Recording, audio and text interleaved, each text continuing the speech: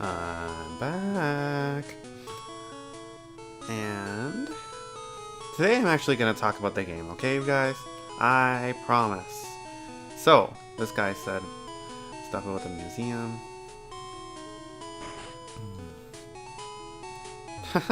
It's not a dog. Oh.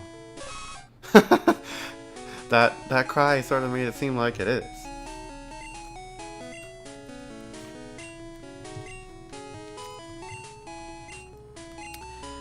So, something I wanted to come back on was, did you guys notice Blue's sprite? His shirt was like falling off his shoulder in this like attempting to be sexy way, and it was just creepy because he's like a 10-year-old. Honestly, it reminded me of like that new video that that Christian Weston Chandler posted, where he's like, "Hello, my ladies. Gets lonely here in my bedroom.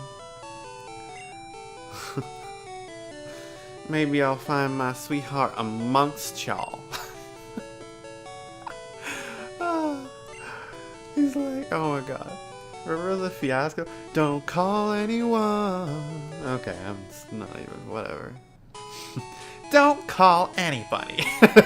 Like, it always bothered me how the song couldn't use that word because it wouldn't be like mellifluous enough or something. And speaking of singing,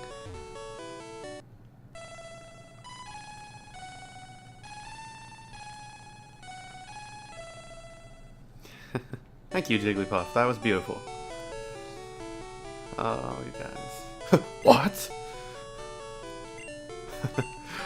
This was the thing about 3 years ago.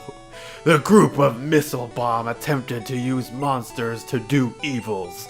But he who is unjust is doomed to destruction. A youth's action dismissed them. Oh my god. Okay. And we're living it right now, you guys. Okay, let me just... I am so forgetful that I need this little sheet of crap. Here we go.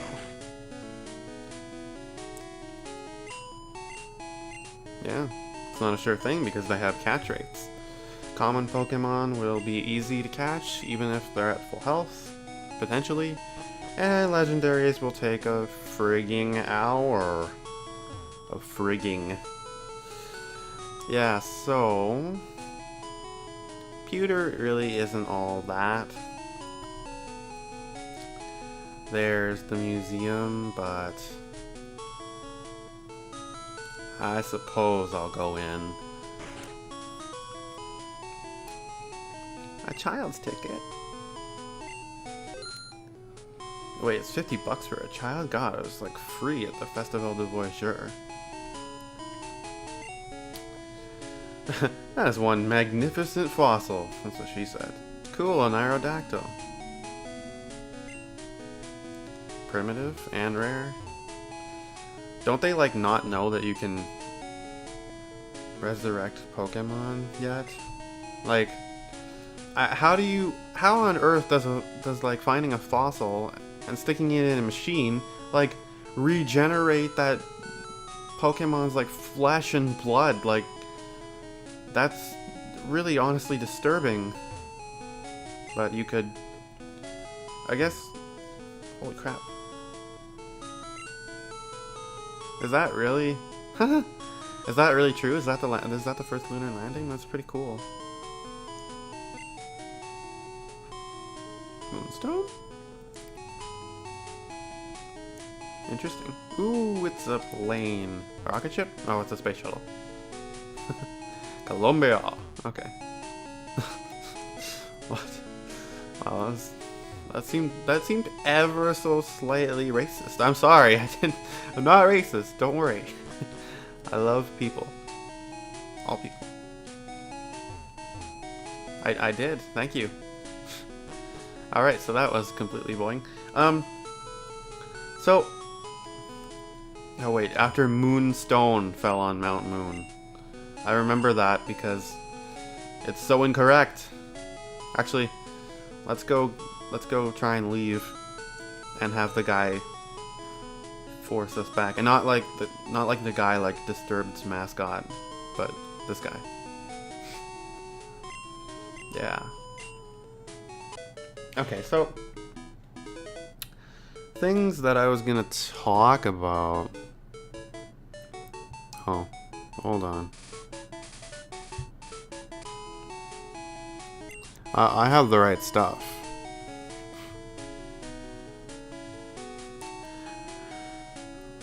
So, I said I was gonna talk about my plans for the run. I was gonna talk about. Excuse me. Blue. He's already. Yeah, he'll have beaten every gym before you, just to like give you that. That's another thing. That's another reason why I like Blue. It's like he gives you something to work towards. Sure. Let's get happening. And so now the little geeky guy here gives you a tip on how to win. And normally it's some silly obvious tip on light advantage. And here's the whole light years line. It's a pretty popular meme. Not as popular as like drop my balls, but still like done to death. So yeah, that guy will give you tips on how to win and stuff in the gym. Oh my god. I know you can't see anything, but I've got a headset on and my cat was just walking at my feet and it scared the shit out of me. So yeah, this time it's really simple tips like whatever. So I guess I could talk about my starter. So a lot of people subscribe to the idea that your starter is kind of also a difficulty level pick. So with Bulbasaur I picked easy because he sweeps the first two gyms. Here's Brock. With Squirtle it would have been like medium because he'll beat Brock but struggle against Misty. And then with Charmander it would have been hard because he's screwed against both of them. And for some reason he's shirtless and trying to do Pycon's whatever that attack is. Was it like some Thunder Flash? Yeah, that was it. Anyway, speaking of that fossil machine regenerating body parts, I guess it could be sort of the same thing as what happened in Resurrection F. Anyway, stop talking about Dragon Ball. Actually, you know what? It's kind of cool to, like, for things that were popular in like the late 90s to be coming back. Like, you go to like Hot Topic or Spencer's and you see like, well, I don't know a Hot Topic for Dragon Ball, but I'm seeing like a lot of like Pokémon and Dragon Ball stuff because of like the movies coming out for Dragon Ball and Pokemon never really dying. Now it's kind of like it's not cool anymore. Like the shirt I'm wearing right now would probably brand me as like some man child, which is kind of like so irritating. Yay, first badge ever in the history of my YouTube channel. And now I can use Flash. Woohoo! Oh, I was kind of distracted. Wasn't really paying attention, but my Bulbasaur is gonna evolve. Oh yeah. I like that sprite. He looks kind of cute. He's smiling. Look at him. I want to pat him on the head. Yay, Ivysaur. It's kind of cool to have my starter evolve after its first gym battle. And here's the completely worthless TM34, Bide. I alluded to the space in the bag being really lacking I think in the first episode, maybe the second. And so Like, the way it works is, items are still divided by category, like key items or Pokeballs and all that, like, in terms of what they are, but,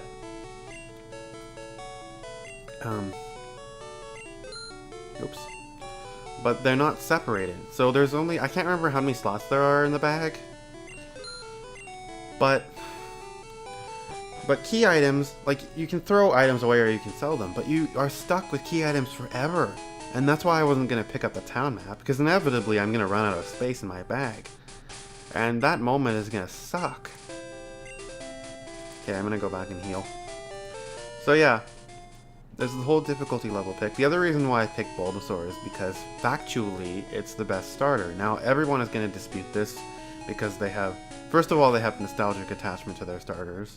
So that it compels them to say things that are completely outlandish and utterly absurd. So you'll see people making arguments for, whoops, sorry, I'm kind of mashing the button as I go back to my timer. Anyway, yeah, so people are really attached to their starters, but in terms of like how the pieces of data behave in combat, or whatever you want to call them, in terms of like their capabilities, their actual worth in the only application where they're used, Bulbasaur is the best. Because, for one, wow, listen to how coquettish that music sounds. Anyway, for one, each starter, I'm talking about their final forms here. Each starter was given a base, their base stats are like generally in the high 70s, 80s. Except for one. Each starter was given a value of 100 in one category. Now Charizard was given 100 in speed, which is cool because of the way critical hits work in this game, which I'll get into later. But like for in-game purposes, speed is like, base speed is okay for Venusaur, which I'll talk about again soon, I promise. But like having a high speed stat is sort of meaningless in game because they're always going to be higher. Your levels are always going to like just completely leave everything that challenges you in the dust. And like, look at this. I'm 8 levels higher than that Pidgey now. And I'm gonna go back and heal because, man, that was like, maybe I was staring at you, honey. Okay, guys. Anyway, so Charizard has the speed. They gave Blastoise 100 base defense, physical defense. Okay? But it's a water type. And what are water types weak to? Electric and grass. Those are both special types. So, yeah, what are you gonna do with 100 base defense to fend off, to maybe make those hits a little, like, to cushion the blow, but no.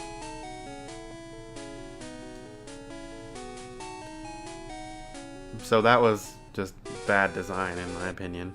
And never mind the fact that Blastoise has like no move pool whatsoever. It has like Surf and Ice Beam and, oh yeah, I forgot about Earthquake, but so yeah, whatever, there's that. But I mean, like, I'd rather use a water type that can Bolt Beam. So yeah, not the best there. But then you get to Venusaur. And so now I'll tell you how critical hits work. In this generation, it's not like a set value for every Pokemon. I think, what is it, like, they nerfed it to hell and back ever since this game. I think at this point it's like 6.25% or something. I could be completely wrong. Don't take that number to be true. But I shouldn't have even said a number. I should have just said that I didn't know. But what I do know is in this generation, critical hits are based off of a Pokemon's base speed. So the formula is you take a Pokemon's base speed and divide it by 512 and then multiply it by 100. But Venusaur, well, Ivysaur, well, okay, the line. They learn Razor Leaf at level 30. And Razor Leaf is one of those moves with a critical hit ratio that's higher than normal. Now, they don't tell you this, but they multiplied the critical hit ratio on those moves by 8. 8, not 2. 8. I don't get it. Like, why? but that's what they did. So, well, I'm not talking to trainers after I beat them. Hi, I like shorts. They're comfy and easy to wear. I said that one time in the car with like everyone, and no one got it. And I was like, no one understands me. Anyway, oh god, I actually burned my nose there. I'm not crying. Shut up. Anyway, so yeah. So 8, you multiply 512 by 8 and it gives you 64. So all you need is a base speed of 64 and you will critical hit with those moves every time. Why did I use not very effective move on Anakins? So Venusaur has a base speed of 80. So that's enough to make his Razor Leaf a critical hit every time. So initially you look at Razor Leaf and it's like, oh, 55 power, that's nothing. But then you give it the stab multiplier, that's 82.5. Then you factor in the critical hits every single time, and the power is 165 every single time. And it's got a PP of 25. So like that's the best main move ever. And not only that, they gave Venusaur a special of 100. And in this game, your special is like, yeah, there's no special attack or special defense. It's just special. So how powerful your special moves are determined by the special stat. I'm not even forming full sentences. The strength of your special moves is determined by the special stat, and your ability to defend against special attacks is determined by how high your special is. So Venusaur really got the... Venusaur won that battle. I'm sorry. There's no way you can debate that Venusaur isn't the best starter in this generation. I mean, you can like it. I mean, on looks, I like Venusaur. I mean, I'm really indignant about the fact that, like, no one really likes it. But, oh well. That's just my... I guess I was sort of criticizing people for having emotional attachment to their starters. But I'm having my own to Venusaur here because I like it and it's so underappreciated. But yeah. So there's that.